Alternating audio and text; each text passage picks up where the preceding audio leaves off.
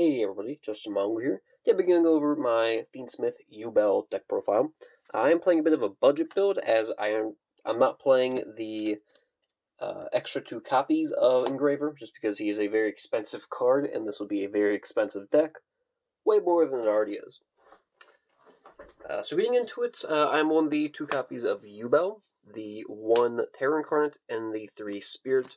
This is really all you need for the actual named Yubels. We aren't playing the Ultimate Nightmare just because he's a brick and you almost never actually get into him. Moving on, we're of course on the 3 Lotus. This is your play starter. We're actually on 11 copies of starters, counting this card. We're also on 2 Squirmers. If you're on the 3 Engraver, you can only cut this down to 1. But because I'm just on the 1 Engraver, I think that 2 Squirmers is fine. We're also only 3 Dark Beckoning Beast. Of course, the 1 Engraver, which is a very strong card if I don't say so myself.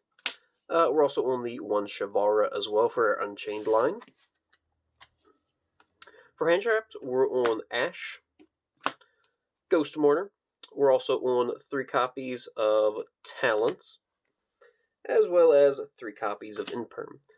These are my 12 flex spots here for hand traps. You can pretty much play whatever you want in these 12 flex spots. I just think that these are probably the most optimal things that you could play in these slots. Moving on, we're also on the 3 copies of Nightmare Throne. This is also a play starter and extender. It's also searchable by only terraforming as well. We're on 2 copies of Nightmare Pain. This is searchable off of your Spirit through mainline combo. It's also a starter if you happen to draw this in any other Fiend. We're also on the 1 copy of Mature Chronicle. This card is cuttable in my opinion. It's not super great, however, it does allow you to remove 1 counter to special summon the OG Yubel from your grave. It can also return stuff like banished phantoms back to the deck, which is cool. It's pretty much the only 2 reasons why we're running this thing. That's pretty much it, just extension. We're also on the 1 opening, of course. We're on 1 for 1, Terra, Prosby, and Called By. These 3 are also play starters as well. Prosby, we're usually prosping for only 3. And of course, the 1 Escape of the Unchained, searchable off of your Shavara. Moving on to the extra deck, I'm of course on the 3 Phantom of Yubels. I finally got that 3rd Ultimate Rare copy. The 1 Necroquip, Typhon, Bardros. I'm on Lars for my rank 6. There's actually a couple different options you could choose because I'm not on the Desire package. I don't play Caesar. I'm instead on Lars just because it's a better Omni Negate in my opinion. However, if you are on the Desire package, I think you can cut Lars for a Caesar instead. We're on the Mini Goddess, the Requiem, Yama, Rage, SP, and these are 3 flex spots which you can honestly cut, being the Muckraker, the Phoenix, and the Almirage. These are the 3 that I use for Prosby. Honestly, these are flex spots. You can put whatever you want in here. And then moving on to my side deck. This is pretty much just what I have built for my specific matchups. I am on 2 Valor, 3 Nibiru. Nibiru is pretty cool just because it gives you something really big to attack into sometimes. Or of course, only 3 copies of Thrust, the Duster, the 2 Lightning, the 2 Dark Roller. I am on the 1 Evenly and the 1 D-Barrier. This is pretty much exclusively for the Tempai matchup or anything that uses Synchros pretty much. And/or Pendulums. So moving on to the actual Yubel combo.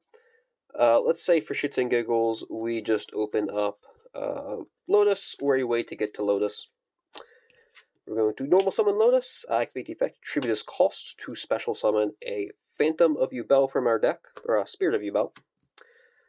Spirit on summon can grab us a Nightmare Pain, which we can actually set to our field first to avoid being hit by Droll, which is nice. Then activate it, destroying our Spirit, which searches us our Squirmer. Then Phantom will activate, specialing a Yubel from deck.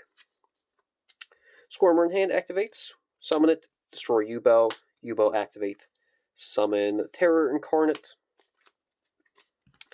Link these 2 off for our mini goddess here. Mini goddess immediately link summons into a Requiem. Activate Requiem, tribute it to summon a engraver from our hand or deck. Requiem equipped to that, sending those two to the graveyard to summon ourselves a princess.